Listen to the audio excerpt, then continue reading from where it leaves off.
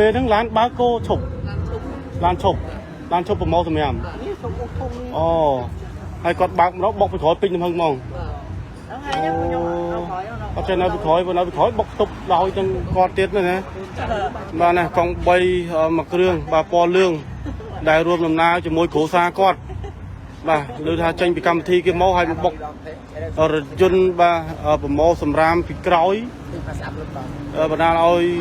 កង់3បាទរងការខូចខាតធ្ងន់ធ្ងរខ្លាំងមែនទែនបាទណាមើលសាច់ដៃកង់3នេះបាទឡើងហែកសាច់ដៃតែម្ដងណាហើយមិញហ្នឹងគឺជាប់ជើងបាទនៅកង់3បាទក្នុងកង់3កន្លែងគាត់អង្គុយហ្នឹងមានស្នាមឈាមមានស្នាមអីទៀតបាទឡើងលហែកសាច់ដៃតែម្ដងណាកង់3មកឡើងរួញអស់ហើយនេះហើយកញ្ចក់នេះធ្លាក់មកនេះមកបុកចំដែកបាទកន្លែងរថយន្តប្រម៉ូសម្រាមពីក្រោយចំណែកឯមកចាស់កង់3ហើយនឹងគ្រូសាប្រកបហ្នឹងដែលរួមដំណើរពីក្រោយហ្នឹងគឺបានទៅពេទ្យហើយបានអសល់កង់3ហើយជុំវិញហេតុការណ៍គ្រោះថ្នាក់ចរាចរណ៍បាទដោយកង់3ពណ៌លឿងមួយគ្រឿងបើកបរដោយបងប្រុសម្នាក់បាទរួមដំណើរនៅក្នុងកង់3គឺមានប្រពន្ធគាត់បាទហើយត្រូវបានទៅពេទ្យបាត់ហើយឥឡូវនេះគឺរងចាំដល់សមត្ថកិច្ចបាទជំនាញ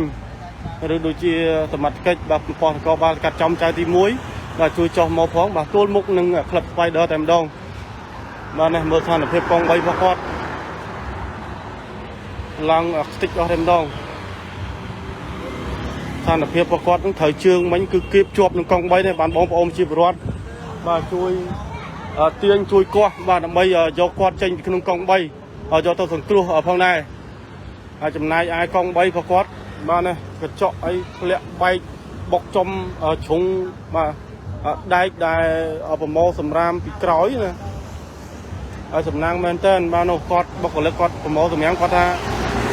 គាត់គិចផុតណាបើគិចមិនផុតទេហ្នឹងមិនដឹងថាត្រូវលពោះបាទប្រហែលអ្នកទេ